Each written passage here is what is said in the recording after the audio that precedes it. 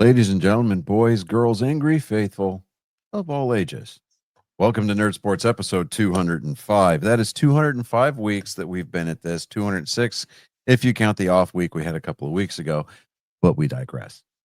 As you can know, as you've noted, the Mountain Man is not in attendance yet. We are told that he is en route, so there just might be a little bit of a holding pattern above the LZ, but he will get here. And why am I glitching out? Was that my internet? I don't know. But I froze for a second. I was like, okay. Anyway, without further ado, I'm going to turn things over to our esteemed producer, David, for the weird sport of the week. This is kind of a funny one. It's racing, but instead of horses, they use ostriches. Just look at them trying to hang on to those things.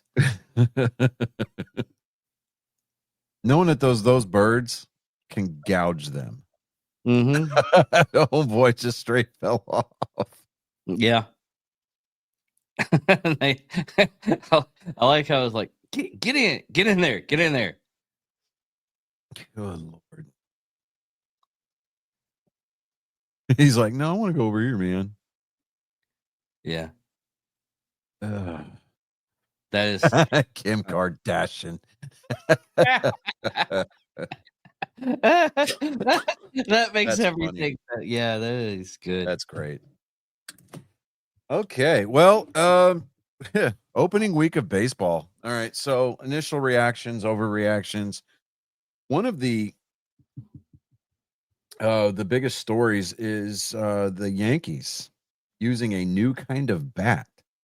Yeah, I did a lot of research on that and how it's actually made and everything. It's just moving the wood from down by the handle, from the knob of the bat up towards the barrel, so it gives it more of a contact area. You're going to get more barrels. You're going to get less miss hits. It just redistributes the bat from the heavy end, from being down towards the knob, being out towards the head of the bat, putting it toward the label. But from what I found out is from what they were like researching everything, is each bat is different towards players due to the fact of where they're hitting. Well, yeah, but here's the thing. The time to break those out and experiment would have been in spring training, not on opening weekend of the regular season. Because then you put baseball in a really bad position to go, well, they're setting home run records, blah, blah, blah, on opening day, blah, blah, blah. And we don't know. We don't have enough, information to say it's the bat or not, or if it's just bad pitching on the part of Milwaukee. That was one thing I couldn't figure out was, don't they have to go over the bats before they even play with them? Well, I mean, I could be like a lot of other guys out there and say, well, this is just one of those deals where, of course, it's the Yankees, and of course, the Major League Baseball is going to let them get away with it because it's the Yankees.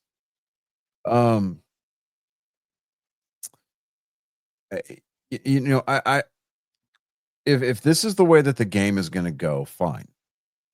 But every other player needs to start using these bats. Every other team needs to start having guys pick these bats up and start hitting with them.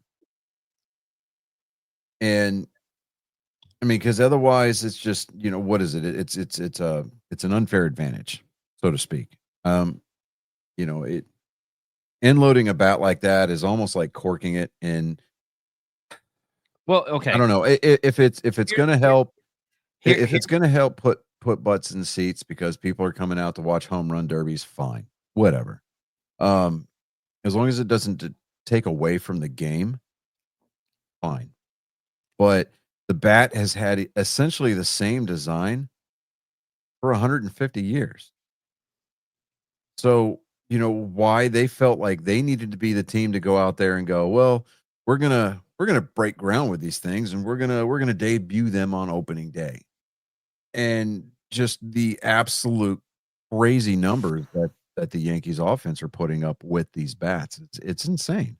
Some of those people that never really hit the ball are Yeah. hitting home runs. It's because you've got a bigger barrel. Yeah. It's I don't know. I mean, of course, Rob Manfred is not going to put his foot down. He's not going to do anything that helps the game. So I don't know. I think these bats are probably here to stay, unfortunately. You can tweak with the rules. That's one. But what I don't agree with is doing it during during opening week, on opening day in the regular season. If this is something that you wanted to do, field test it during spring training, just like baseball does with the appealing of the call of balls and strikes. They tested that out for a little bit during spring training to see how it would go. The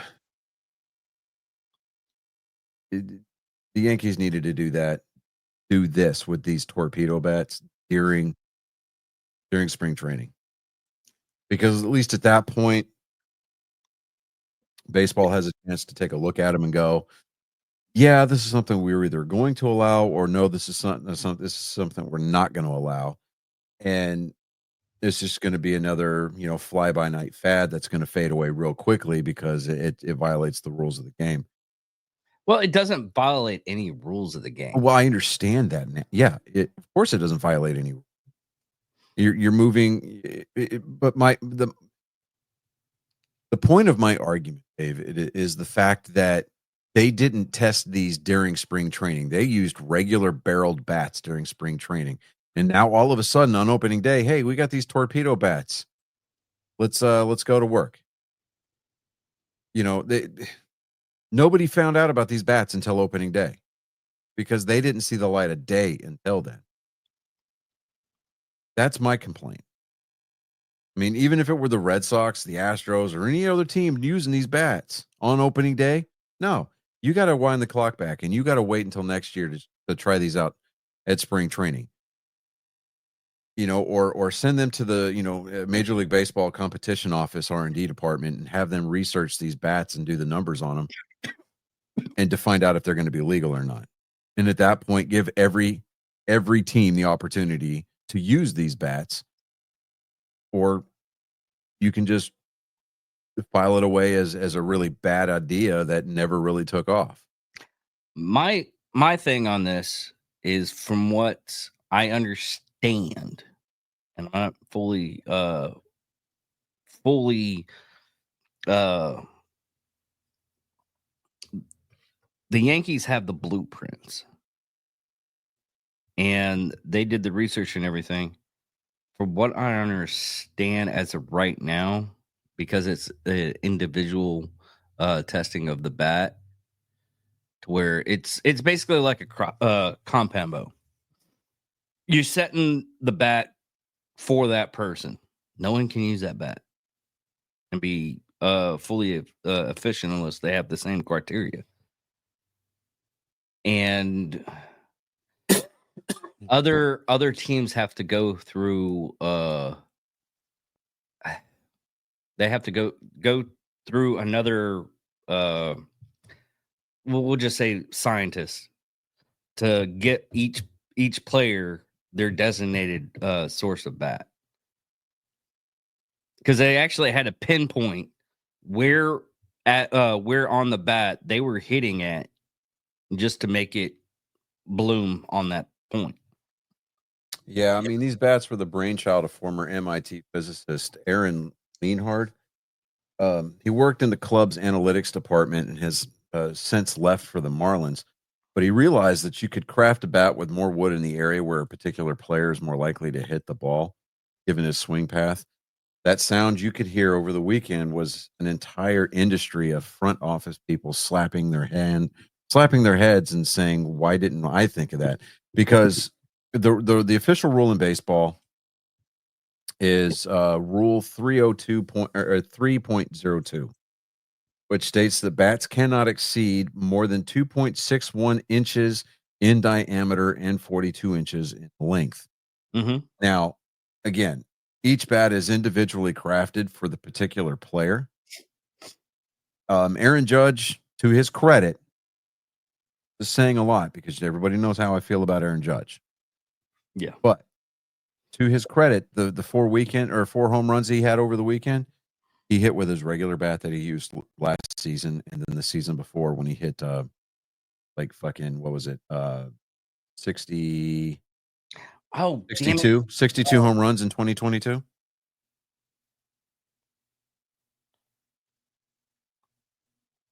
But the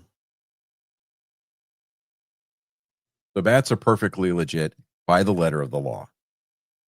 They don't exceed the diameter because it pushes right up against that barrier, and they don't exceed the length. They're just moving the amount of wood to the player's particular swing path, so to increase the likelihood of making contact. And so, we've got guys that are not normally known for hitting the ball at all. They're now going yard. Now granted, a lot of those home runs came via the short porch in right field, which is like 3.5 feet away from fucking home plate. But it is what it is. Okay, Chris isn't going to join us, and I feel like a dickhead now. I was right, wasn't I? No, he's in Montana. Oh, that's right. That's right. Fuck, that's dude. right. Now I feel like an ass. Okay, so we're having a view moment. Okay. We are issuing a correction.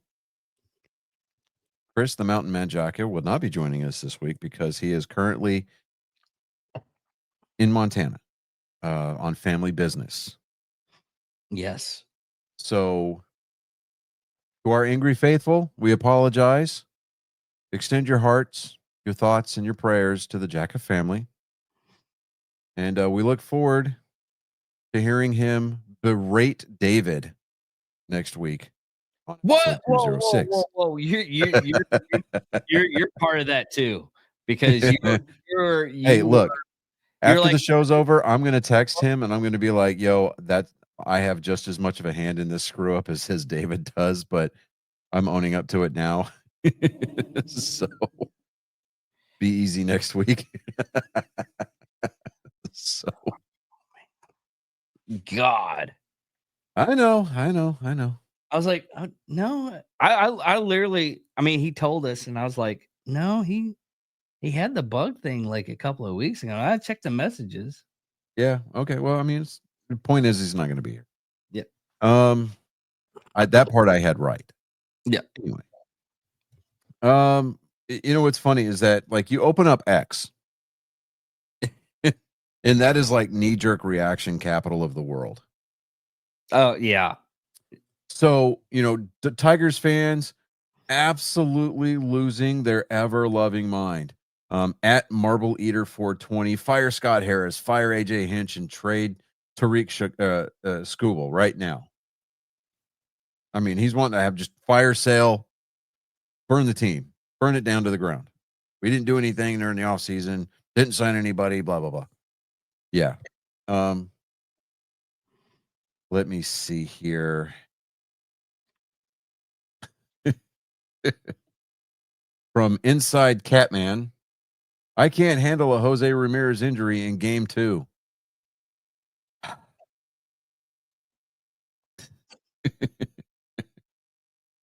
Jose Ramirez did a face plant during a slide during game 2 of their opening series. Excuse me, against the Royals.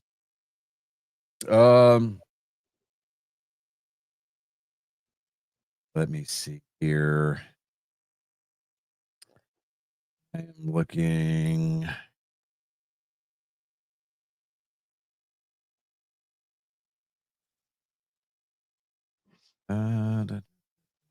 There was a plethora of.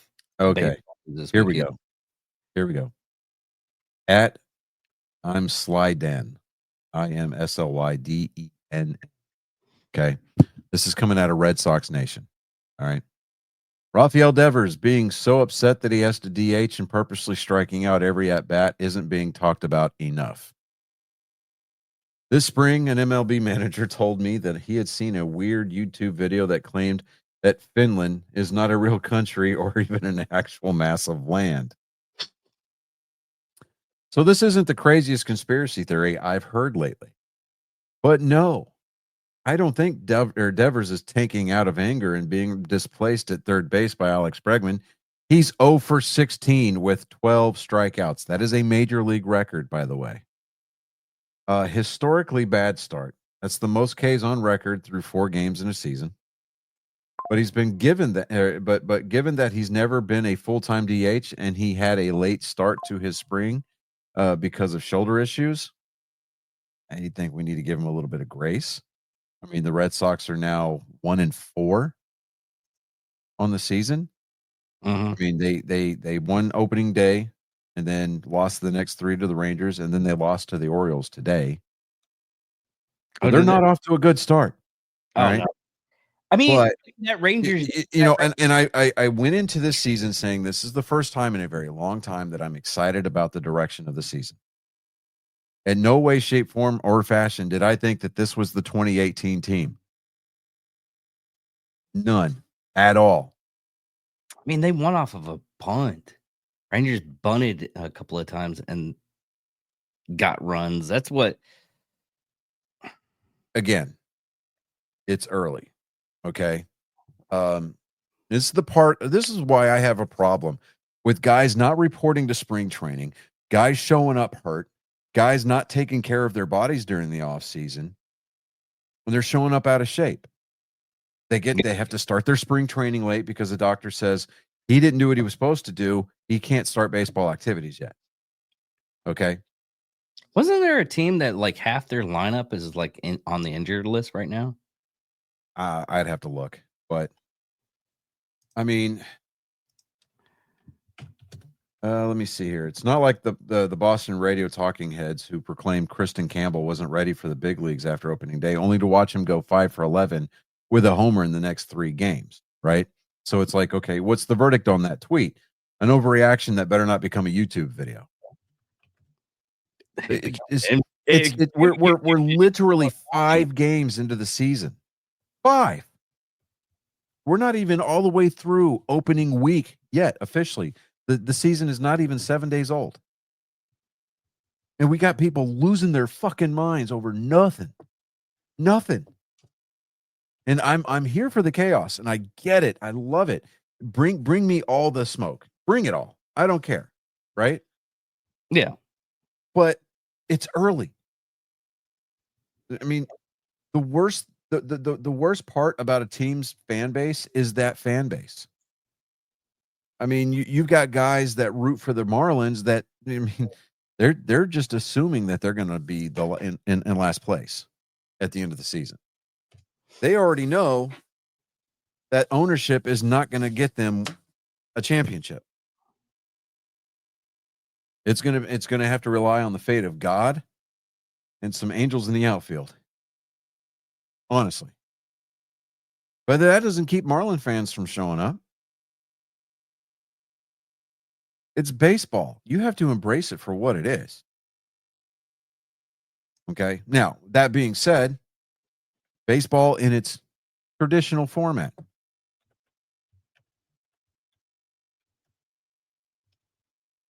I'm all for speeding up the game. Whatever. I'm all for enforcing the rules consistently. I'm all for new equipment making its way into the game if it's going to make the game better. As long as it's vetted and tried, tested, the whole 9 yards during spring training first, instead of making its debut on opening day. But with that being said, again, it's more than that. It's 8 teams. Well, yeah, because after the first couple of games, some of these players were like, "Hey, get me one of those bats." The Yankees don't own the patent on that bat. Okay, Yankee. Okay, number one is Yankee. They have 11 players on that one. Yeah. Mets have 9. Red Sox have 8. Orioles have 7 out. Braves has 5. And Rangers have 3. Is that your computer? Yes. Okay. Rangers have 3. Pirates have 4. Dodgers have 11.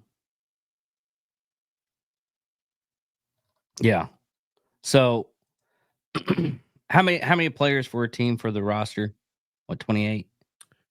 Yeah,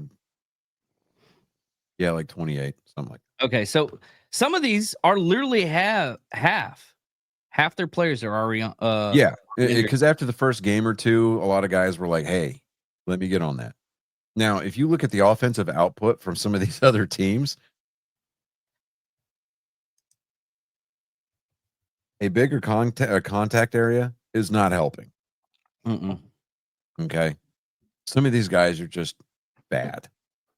Okay, if Rafael Devers is using one of the new torpedo bats,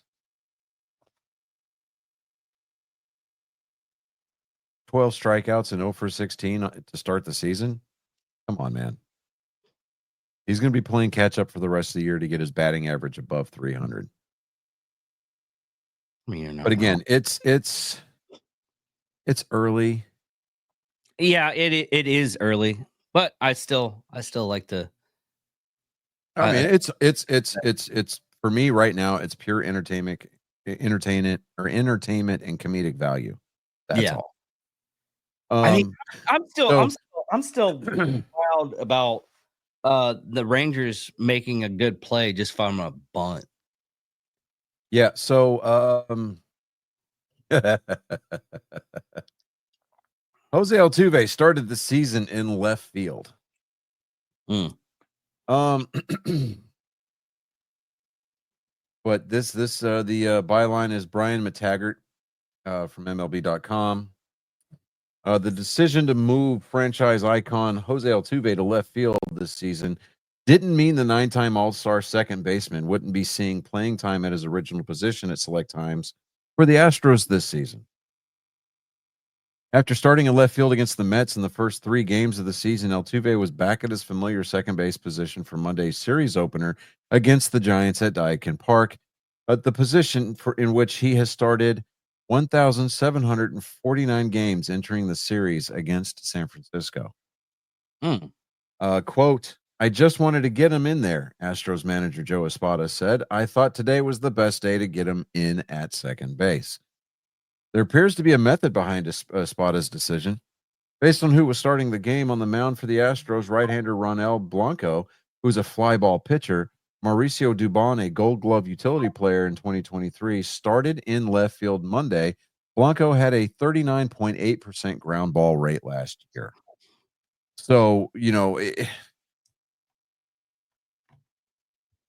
Joe Espada, he's out there trying to play chess when everybody else is playing checkers.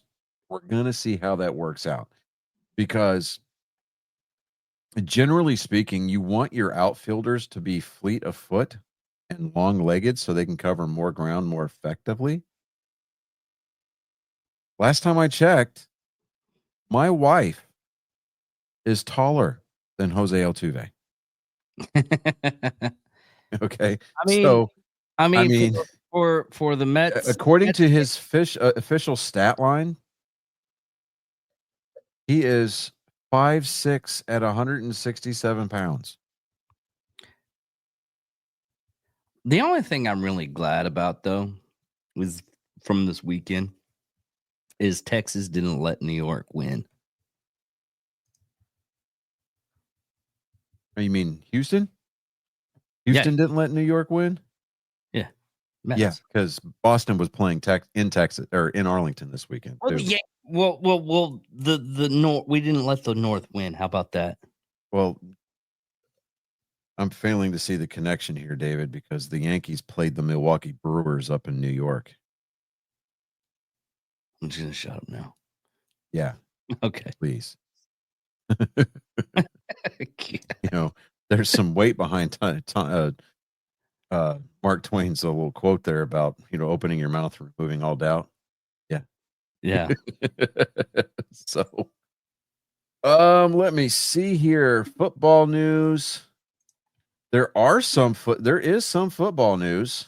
Oh, there is one thing that I just remembered. Did we Mhm. cover about the what was it? The Kansas City player that got assault charges and found out that the woman lied, apparently. Um, All the charges were dropped. I'll look it up. Let me see here. I did. Um, I did see something out there. There was a little blurb out there. I don't know if it was parody or what. I got a chuckle out of it. Was that the Browns were taking serious swing at the Dallas Cowboys. Dallas Cowboys to try to work out a trade for Dak Prescott. Mm-hmm. And I was like, wait a minute. Even the biggest pieces of parody are rooted in fact, right? This is by Nick Shook on Around the NFL writer. Browns owner Jimmy Haslam admits, quote, team took a big swing and a miss with Deshaun Watson. No shit. Okay, so the Cleveland Browns are obviously in the quarterback market for 2025. Mm-hmm. For the first time, Monday, ownership acknowledged the mistake the organization made at the position 3 years ago. That mistake? Sending 3 first-round picks to Houston in exchange for Deshaun Watson, whom they handed a fully guaranteed $230 million contract upon arrival, is still sending ripples through the franchise. Cleveland has defined a revolving door under center over the last 3 seasons and is in its worst position regarding quarterback since the initial dalliance with Watson prompted former number 1 overall pick Baker Mayfield to request a trade. Owners Jimmy and Dee Haslam met with the local media during the annual league meeting on Monday and candidly admitted their error. Quote, we took a big swing and a miss with Deshaun. We thought we had the quarterback. We didn't, and we gave up a lot of draft picks to get him. Mm-hmm. So we've got to dig ourselves out of that hole. It was an entire organization decision, and it ends with D&I, so hold us accountable. Okay, I'm sitting there going, okay, was this decision of Baker who Mayfield? wakes up in the morning? Who wakes up in the morning after reading the sports page or watching Sports Center 5 times within an hour and a half and goes, you know, it'd be a great fucking idea. Let's bring a rapist. let's bring a sexual predator to Cleveland and give him a ton of money and nothing to do. I mean, that's the number one reason why when aliens come through our solar system, they roll up the windows and lock the doors and they tell the kids to shut up and they turn their radios down as they fly by. Mm-hmm. I mean, you stop long enough, that shit's going to be on blocks, yo. Just got to put it out there. So, did Baker Mayfield? Okay, did Baker Mayfield make a trade with Tampa Bay, or did just Cleveland just decide like not to pay? Baker? No, he was traded to Tampa Bay. Tampa Bay really didn't give up a whole lot for him. Dude, what the? They didn't give up a whole lot for him because Cleveland didn't ask for a lot because they were like, nah, we got this dude over here under center now. We're paying him $200 million. He's going to get us the Super Bowl. Yeah. The ownership in Cleveland believed that much in Deshaun Watson that they decided that they were going to give Baker Mayfield away basically for free. They got almost nothing in return for him. And you see what happened. Mm-hmm. I mean, come on now. We were talking about Baker Mayfield when he was in Cleveland. We're like, oh, he's going somewhere. And then we saw the trade. I was like, oh, no. What are you doing? Oh. Yeah. I was excited whenever they drafted him because it was going to be one of the, the first time in a very, very long time that Cleveland had a quarterback that wasn't going to end his career, in flames. Mm-hmm. So, I'm sitting there going, okay, well, now I feel like an ass because I look stupid, and I'm just like, I'm scratching my head. Like, what are they thinking out there? Well, it turns out is that they're thinking the same thing that they've been thinking for years. I mean, they make that one good pick, they one good move every once in a blue moon, and then all of a sudden, it's like the river that runs through. It's like the river caught fire again out there. I mean, the biggest thing that the Cleveland ownership group can do for the fans of Cleveland, members of the Dog Pound, is bring back dollar beer night on a nationally televised primetime game. I would love to see a Monday night football game in Cleveland on dollar beer night, because the guys working the cameras would not know what version of chaos to broadcast, the stuff going on in the stands or the stuff that's out on the field. Because I mean, that is horrible, horrendous. I really wish I could get rid of those notifications.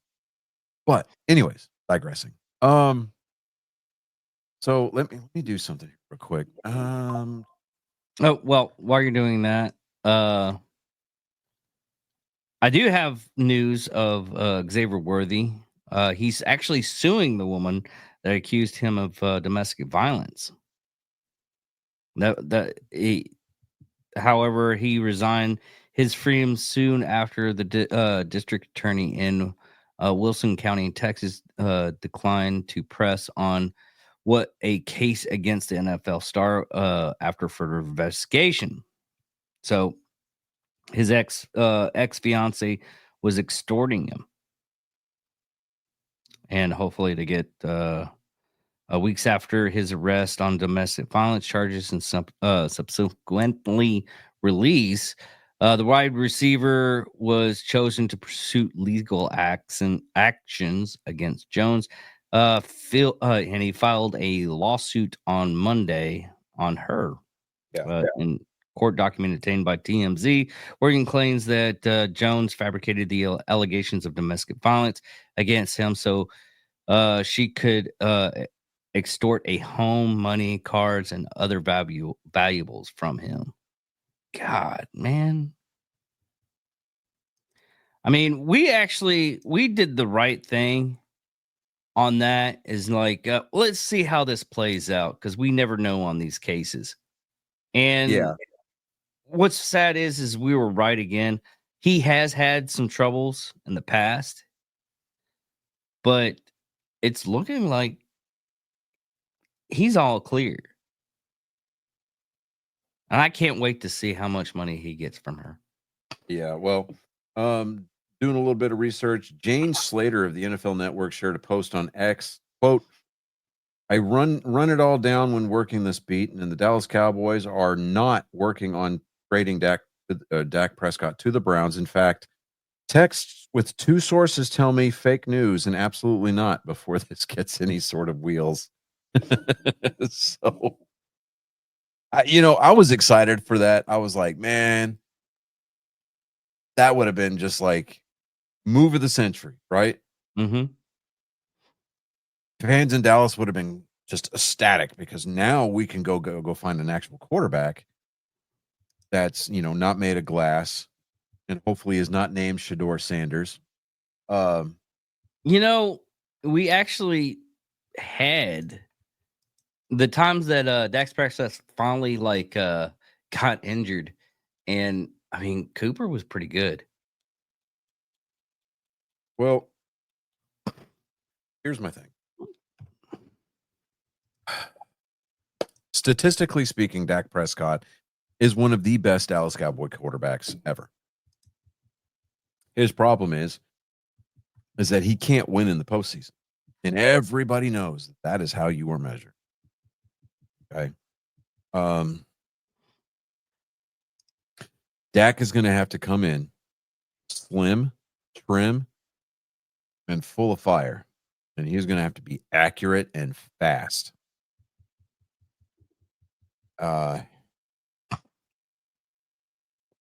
Because if he has another season of mediocrity, either missing the playoffs or being one and done in the playoffs, the torches and pitchforks are going to come out in droves around Dallas. And it probably would not be too much of a stretch of the imagination to think that petitions with well over 200,000 signatures on it would be submitted to the NFL front office demanding that Jerry Jones sell the team. I mean, what would it take to actually force like an owner to sell? What does that process look like?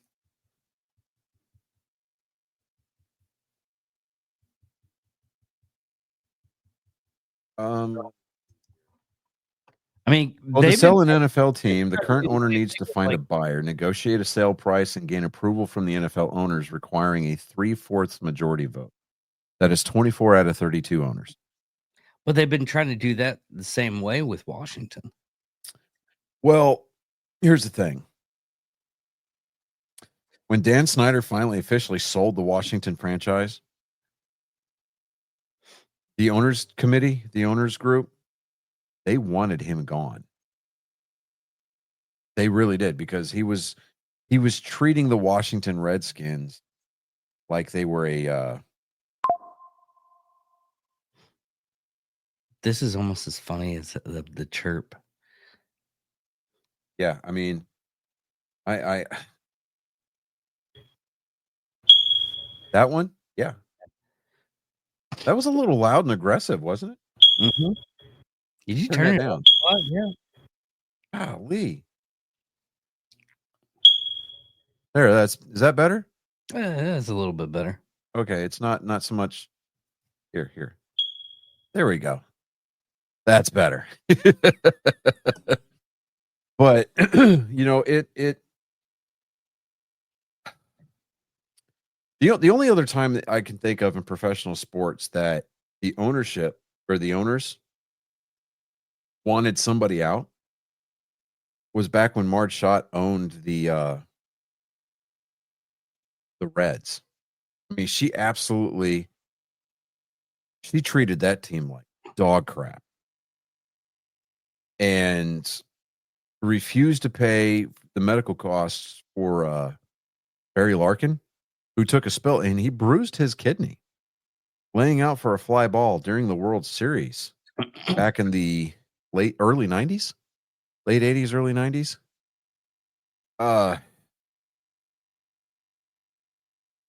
Was that the reason why they had like that movie Major League? Yeah, the owner of the Indians in that team was loosely based off of Marge Schott. So yeah. Okay. But I mean, because she wanted to move the team and she didn't want to pay for anything. I mean, she basically just stripped them down to the bare amenities. And I mean, if she could get away with having the players pay for their own transportation from game to game, she probably would have. So, and you can hear dogs barking in the background. I swear to God, in the name of all that is holy. Oh, okay. Anyway, but yeah, so there wasn't any legs to that story about Dak Prescott being potentially traded to the Cleveland Browns. As funny as that would have been, there was absolutely no wheels to it at all. So it was one of those literally one of those fake news things. I think it was I think it was just somebody just kind of throwing some shit at the wall to see if he can get any kind of traction. And I mean, they had exactly about 15 minutes worth of spotlight. So I was like, damn. So the Buffalo Bills are trying to come up with some alternate uniforms for their home games this year, because this is the last season that they're going to be playing in Highmark Stadium before they get their new digs. It's a tit for tat type thing with that one, What do you because mean? okay, it'll be good because it's going to be like a dome, right? You would ask me that. Hold on. I know.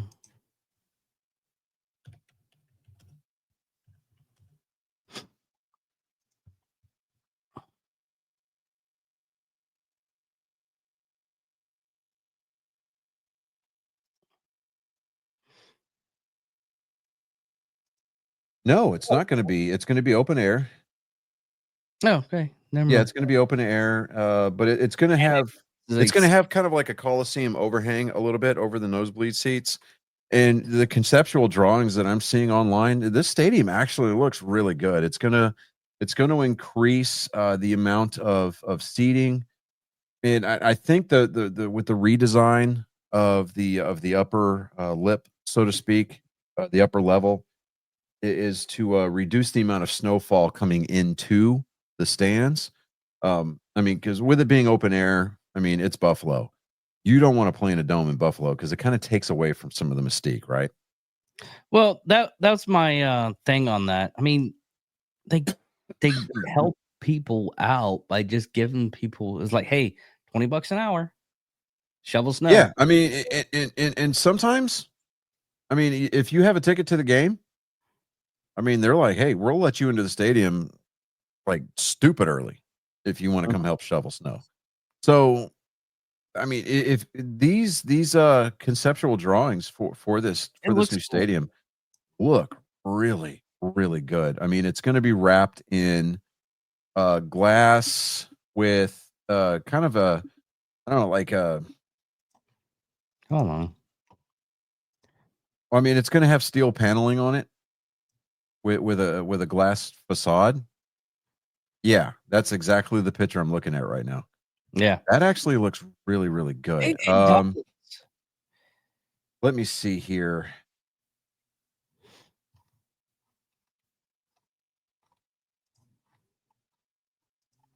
So this is what the inside's going to look like. Yeah. Yeah. And that actually looks really good. And it looks on par. It looks very modern. But you know, and plus the video board, the addition of the video board. Yeah. I mean, they open that up. I mean, look for the Bills to just kind of go on a little bit of a tear, you know, when that stadium opens. So I think it's like from what I saw, it's $1.4 billion for the stadium.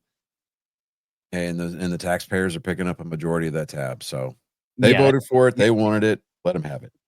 Colin, are you ready? Mm-hmm. Comes a Come on. Swear to God. Go.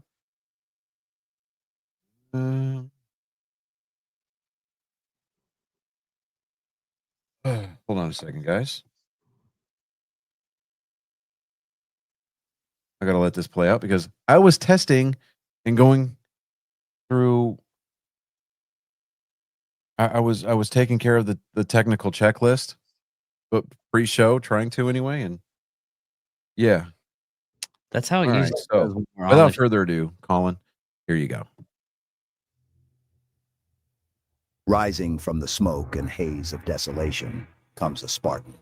He is bent on wronging that which has been set right. It's the greatest genetic code ever to exist here for your ears and eyes to feast upon. Spartan Colin, I hope you're bringing the smoke tonight. Someone get me a joke.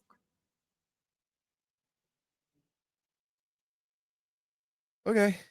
I only have one, but it's a banger. So. Oh, it better be a banger. Let's go.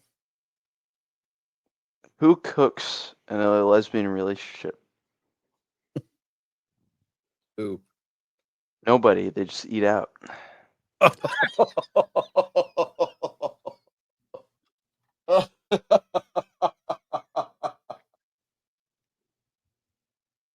That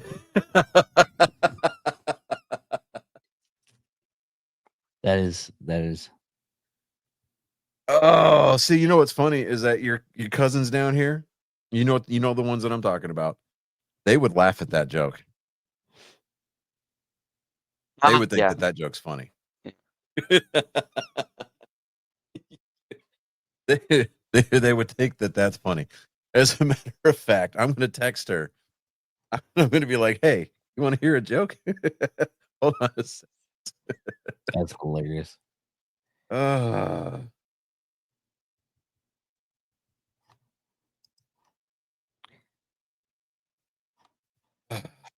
She better have my number saved because if she comes back and she's like, "What? Who's this?" Like, oh, I'm going to be so. Who this? Like, new phone, who dis?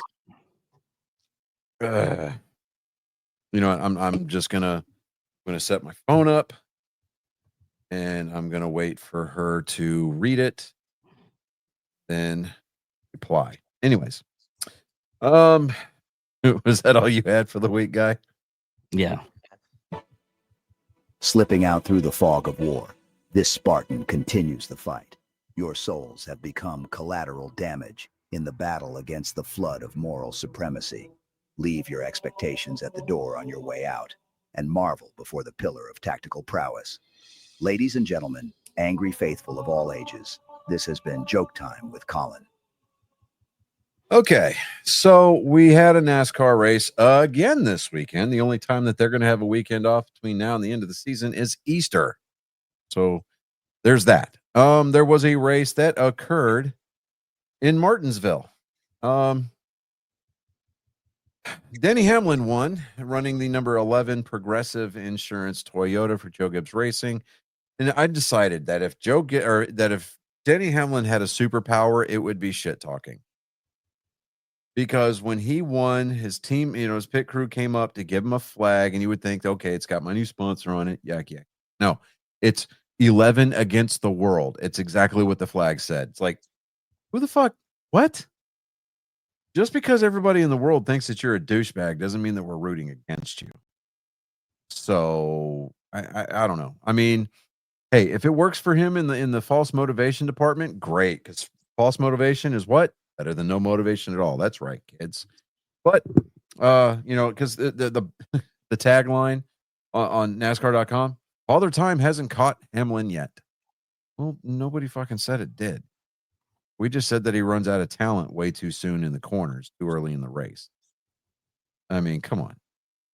Well, and that being all said, let me see here. Here's one thing that kind of blew my mind about that race was there was a Long John Silver's car. Uh-oh, she replied. Hey, sure. Hold on a second. Let's see here.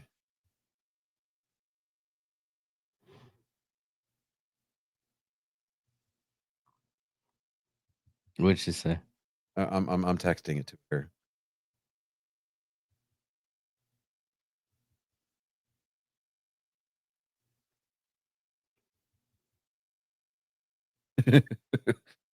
So I'm texting it. I'm waiting for her to go, who? I prefaced it with Colin just told this joke on no, hold on. Come on. There we go. Edit.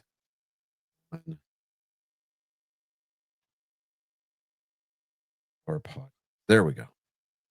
Okay. Waiting. Come on. Is it doing All right. We're gonna wait. We're not waiting here on the show because that's dead air. Nobody wants to listen to that. Yeah. So I'm just gonna wait for her to reply before I reply with the answer. Anyways, so you got your rundown. You got Denny Hamlin, Christopher Bell, and Bubba Wallace finishing out in the top 3, all Toyota drivers. Christopher Bell, Denny Hamlin being Joe Gibbs Racing drivers. Bubba Wallace driving the 23 car that is co-owned by both Denny Hamlin and Michael Jordan. Yes, the Michael Jordan. Chase Elliott being the top finishing Chevy finished 4th. Kyle Larson finished 5th. Ross Chastain driving the number 1 Chevy Camaro for Trackhouse Racing finished 6th. Ryan Preece 7th. Joey Logano 8th. Chase Briscoe 9th. And Todd Gilliland rounding out your top 10. Ryan Blaney number 11 came home 11th. Michael McDowell 12th. Ty Gibbs, Tyler Reddick, Ty Dillon, Zane Smith, Kyle Busch, Austin Dillon, and Carson Hocevar with Ricky Stenhouse Jr. rounding out your top 20. Now, as far as the schedule for next week is going to be Darlington Raceway. It is going to be throwback weekend for the Goodyear 400. That is going to be a 293 lap affair, 400.24 miles. That will be on FS1, MRN Motor Racing Network, or your Sirius XM channel 90 on your Sirius XM radio or Sirius XM app on your phones or mobile devices. Oh, and she goes, I have no idea. No one. They both just eat. So we'll see. We'll see how this one goes. Come on. That's got to garner a laugh. I mean, it really does. I mean, that was quality right there. Right? I mean, it was quality smoke. It was all good. That was good. But that race will start Sunday, April 6th at 2 p.m. Central Standard Time, or well, Central Time. I don't know if it's daylight or Central. I don't know anymore. I just say whatever. But she's replying, and you know how you can tell, like on iPhone, and you get the bubbles, right? Mhm. And then they stop, which means either they stopped typing or they deleted what they were saying. Good stuff right here, man. Long wait. Yeah. Telling you. Anyway, so 3:00 Eastern, 2:00 Central. The other time zones you can figure it out on your own.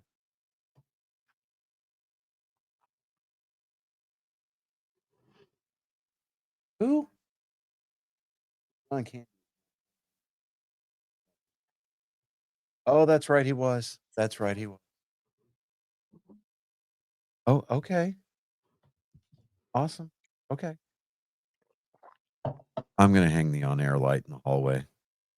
I'm going to keep it charged, and I just got to keep batteries in it. That's all there is to it. Yeah, that's going to be a thing now. Didn't I give you like a pack of it? No, you didn't give me a pack of batteries, but I do have some AAAs that I can throw in there. Okay. In fact, after we get off the air tonight, it's gonna get hung. Absolutely. Anyways, so we're gonna be I'm looking forward to the throwback paint schemes coming up next week. They just okay.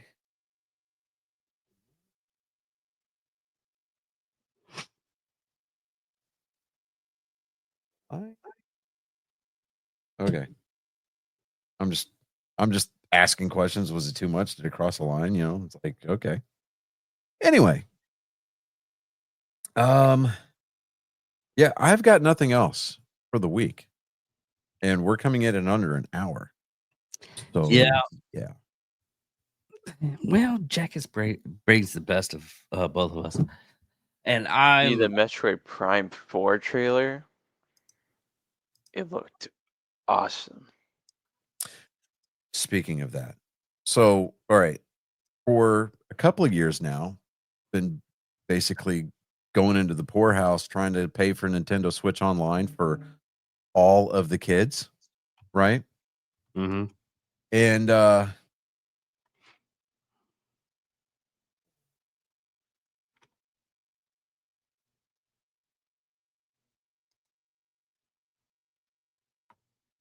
It looks good.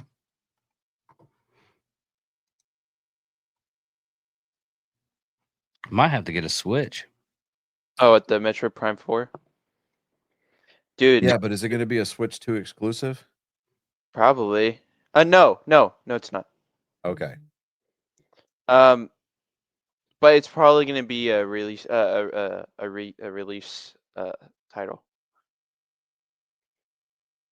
But I don't know so if I like it. I don't know if I like it as a first person. Well, that's been Metroid. That all the Metroid Prime games have been first person. Oh, really? well, Yeah, getting because back to Metroid Prime 1 came out on the GameCube. Oh, okay. um Oh, okay. Never mind. That looks cool. Yeah, new abilities in a new suit. Like, Mm-hmm. so getting back to what I was saying. Last year, it was last year, late last year, one of the Nintendo Directs, they announced the Family Switch account. for Nintendo Online. Mm. And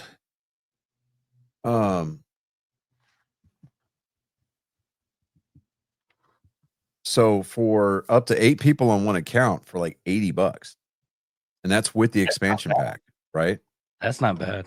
That's actually hella good considering for the individual accounts with the expansion pack, it's like $45 a year for an individual.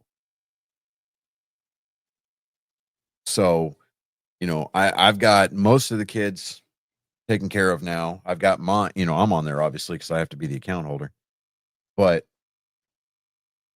I'm like, okay, hell yeah, because I sit there and I've been playing the hell out of some like Super Nintendo titles and some original Nintendo titles and stuff like that are on there.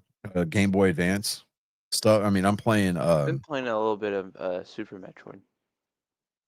Yeah, and like right now, I started it. I don't know if I'm going to finish it or not, but Pokemon Rescue Team, because I'm like, it's pretty decent. I mean, it's not like stellar, but being that coming from somebody who's never like really gotten into Pokemon games past Pokemon Go, so it's it's just something to pass the time with. I'm kind of I'm like, open-minded okay, about this new one. yeah, but so my son Reagan bought me a physical copy of the Callisto Protocol for PS5. It's that game that Josh Duhamel is in. Mm-hmm. And it's kind of like a poor man's Dead Space. So I got it installed and I've been playing it with my Portal. And you know what? I'm actually I kind of dig it a little bit. It's frustrating, but at the same time, I'm kind of like, all right, okay. It's just frustrating enough to make you not want to rage quit because it's one of those. It puts your, it calls your pride into question. That's kind of how I am usually when I'm playing Souls games. I'm like, look, I try to be peaceful. I tried running past you. You hit me though, so now you have to die. So yeah, I'm to the point on Demon Souls where I'm like, fuck that game. Oh, well, Demon Souls is one of the harder ones. Well, I know, but I'm like, the hell. The hardest Souls game is Sekiro. Yeah. Mainly because, unlike the other Souls games, there was a set playing style. And if you're not good at that playing style, you're screwed. Because in Sekiro, it's all about pairing. Like there's some times where you'll just have to go tink, tink, tink, tink, tink, and then you get to attack. Right. But I don't know. Was up in Wichita Falls this weekend. We got to hang out with David, got to hang out with the boys. We did a little day tripping on Saturday. Just impromptu, kind of just said, screw it. We went up to Wichita Mountains, showed my wife Medicine Park and the Holy City, took her to the top of Mount Scott. She'd never been out there. I think we're going to plan a trip out there at some point. I thought y'all went there. Really? She'd never been there because, we were going to swim with the boys or whatever. That ended up not happening because the hotel had the pool out there and gave us towels and then was like, oh, wait, it's not open yet because we just put chemicals in it. It's like, what? Oh, yeah, we're getting it ready for the season. It's 91 degrees. It was 91 degrees on Saturday. Yeah. I'm sitting there going, how's your pool not ready? Oh, well. So I was like, well, we're going to go up to Medicine Park. And she goes, what's that? I said, it's a small little town. You're going to like it. So, we drive an hour up, going past Lawton. We go up into the mountains and we come into Medicine Park. And she's looking around. She's like, oh, there's all these little shops here. I'm like, yeah. And then, we're walking around and, we're going to get something to eat because we're kind of hungry. So we stop at the street taco vendor and they've got a taco there called the Hothead. It is advertised as having anywhere from 3 million to 5 million Scoville units. Right? They're supposed to provide a glass of milk with this taco. They were out of milk. Then Colin and I are looking at each other, and I've eaten this taco before, and it wasn't that bad. And so we each order one. Mindy gets a chicken mango taco, and Reagan gets a shrimp taco.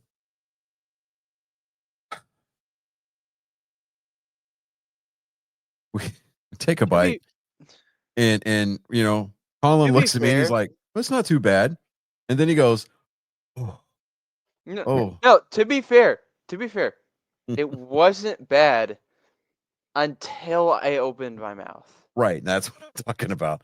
Because as soon as he introduced that fresh oxygen and it hit that capsaicin, well, I'm telling you, I mean, I'm drinking a beer, and I'm trying to put a little bit of this out, and then I forget that I'm drinking a Dos Equis dressed with tahini. Oh I'm God!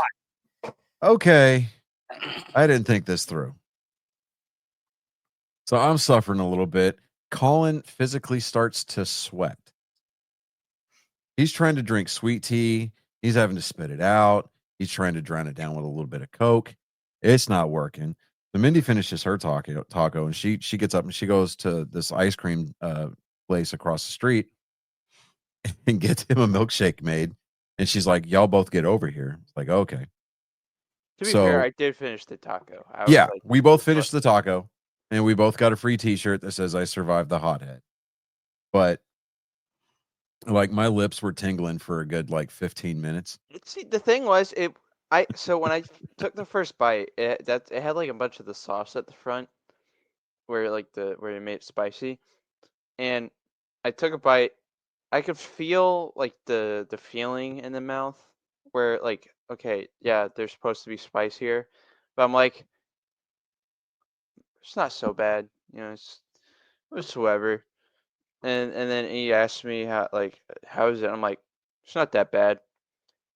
And then it's like, as soon as I talked, it was just like my mouth started to heat up. It was like, and it's not even like there's not a taste. When you eat something so spicy, there's just not taste. It's just the bitterness of the heat. Yeah. Yeah, it was that. Oh, okay.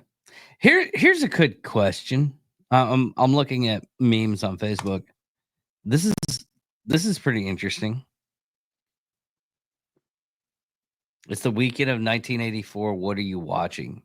We have Cloak and Dagger, Ghostbusters, Night of the Comet, Indiana Jones, Jungle Book, and Karate Kid.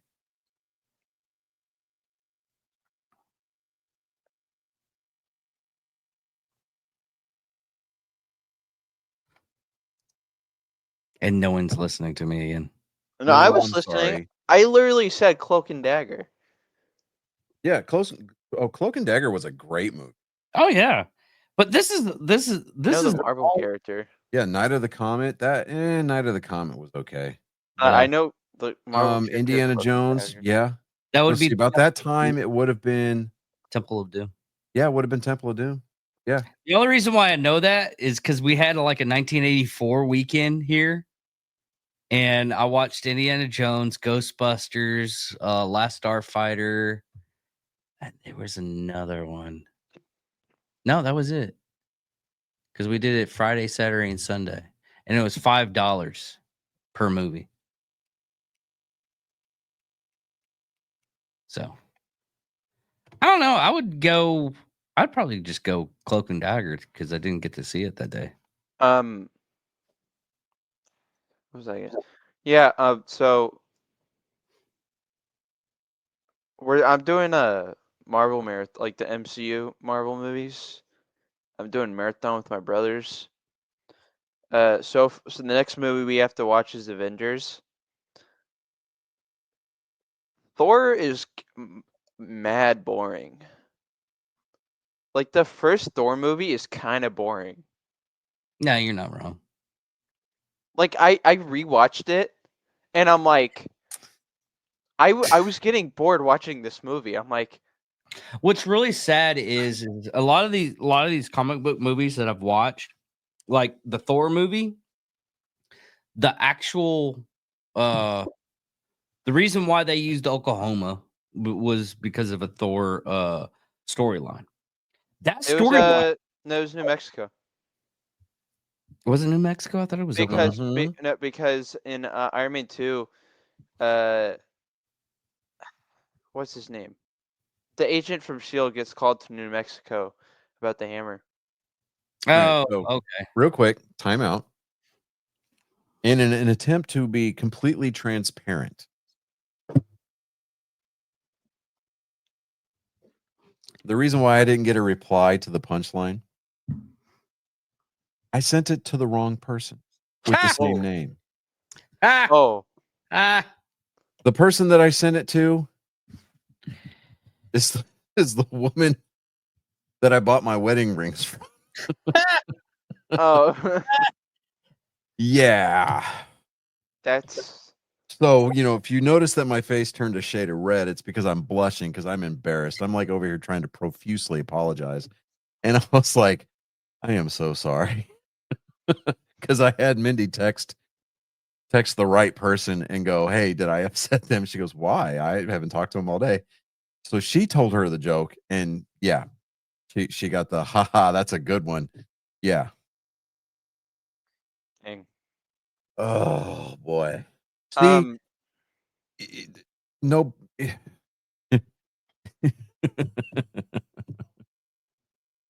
Ooh, okay. so far the ranking goes at number 1, Iron Man, Captain America: The First Avenger, Iron Man 2, Thor, and I already ranked it at the very bottom of the list, The Incredible Hulk, because it can't get worse than that. It just can't. Incredible Hulk was actually really good compared to the Shut other. your mouth, dude. No, he turns into the Hulk 4 times in that movie. Okay. The movie that came after it, The Hulk, that was a good movie. You mean no? Yes. Incredible Hulk was the second one. No, it wasn't. Yeah, it was. The Incredible No. Hulk was the second one. The first one was called The Hulk. No.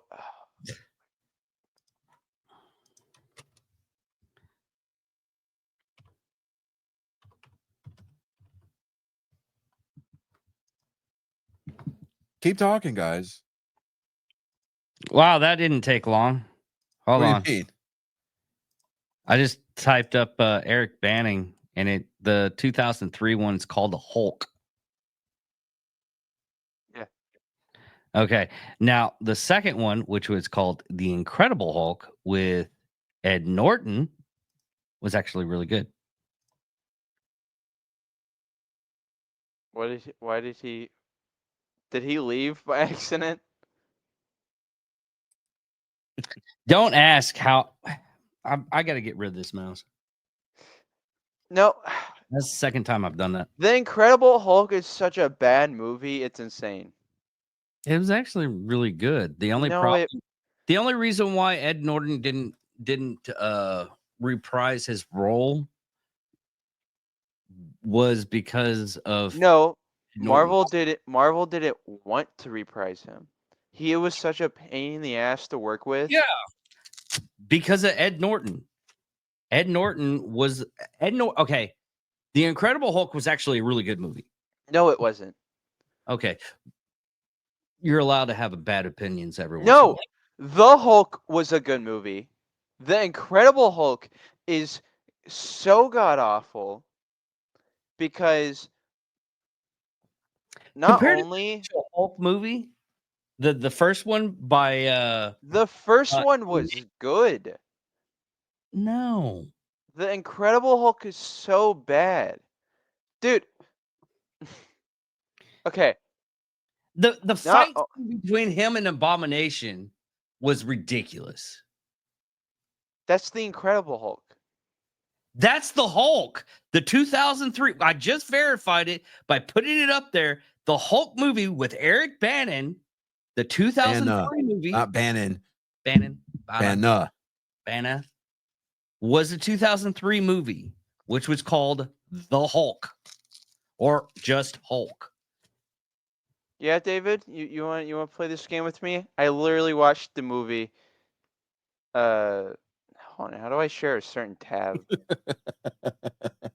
I'll show it because I already showed it. That's Go it. to images. Go to images. No, go to like images. Hold on. Better yet, search up the Incredible Hulk.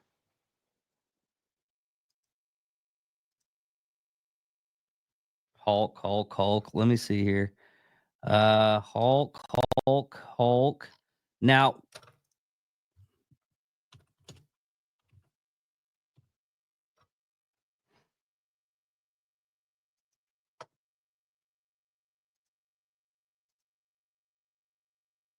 okay.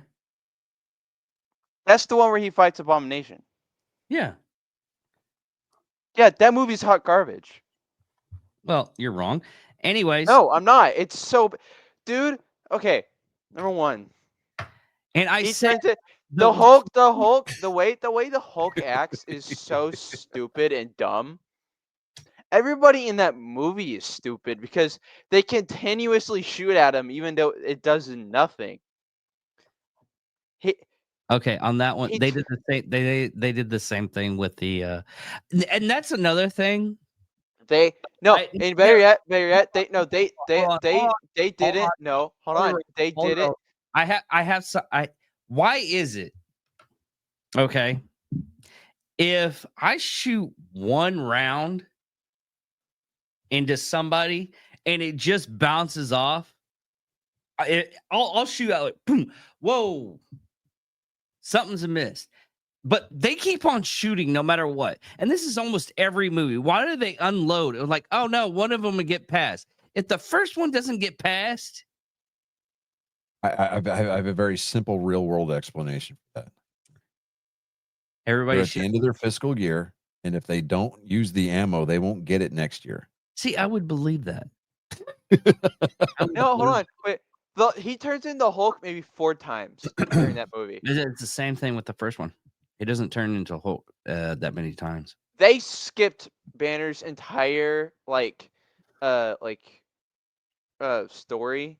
Like they just why, skipped right? his. You know why, right? Because they did it already in the first one and it was better. No. Yes, dude. Okay. The story of that movie is so dumb because it's like 30 minutes in where he first transforms into the Hulk. And not only that, but he's like in some like European country for some reason. Brazil. And then he's trying to he's trying to get on with all these different women, and then it's like he's like, stop it, my blood dripped. His heartbeat goes like 200 like beats a second for him to turn into the Hulk. Like he has like the bracelet on him. And then like there's multiple times throughout the movie where he's trying to get it on with the main love interest. He's like, "No, I can't. I'm going to turn green." And it's so stupid. It's so bad. It is one of the worst movies ever. I swear. It's so bad. I've watched worse. Oh, speaking of worse. You know how the live action Snow White movie came out? Oh yeah. It is now the worst rated movie on IGN, below Masters of Disguise. Below what? Masters of Disguise. Really? It is now the worst rated IGN movie. And it's all because of that the person that played Snow White. Well, all right. So she goes out and she puts this pro-Palestinian tweet out on X, and then Disney tells her take it down. She tells Disney to go get screwed, And from what I understand, Disney fired her after the release of the movie. Mhm. Yeah. So It was all. that's funny. I don't care who you are. That's funny. What's really sad is one of the. She's Mexican, right? Hispanic, yeah. Well, Hispanic. What's really sad is Gal Gadot was the queen, and one. How can you say that Did they woman? change the rating? Uh-uh. Oh wait, they changed the rating. Yeah, they can do that. Yeah, I know, but like they changed it. It used to be like a 1.3, and now it's a 7. I got IBM 1.5. And Rotten Tomatoes has it as a yeah, I'm still seeing it as a 1.5. Let's see what old Wikipedia says. I bet she's not going to have a good career. Rachel Zangler. Oh wait, oh, never Yeah, mind. I mean, I was checking on IGN by accident. Oh no, yeah, it's a 1.5 right now. Yeah. And Masters of Disguise is if this thing got beat by Masters of Scott. Oh boy. 7% like this movie, Google users. Metric is 50%. Oh my gosh. Okay. Well, yeah.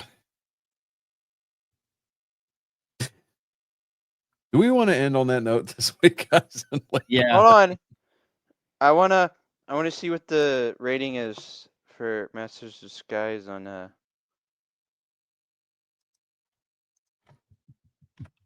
3.4.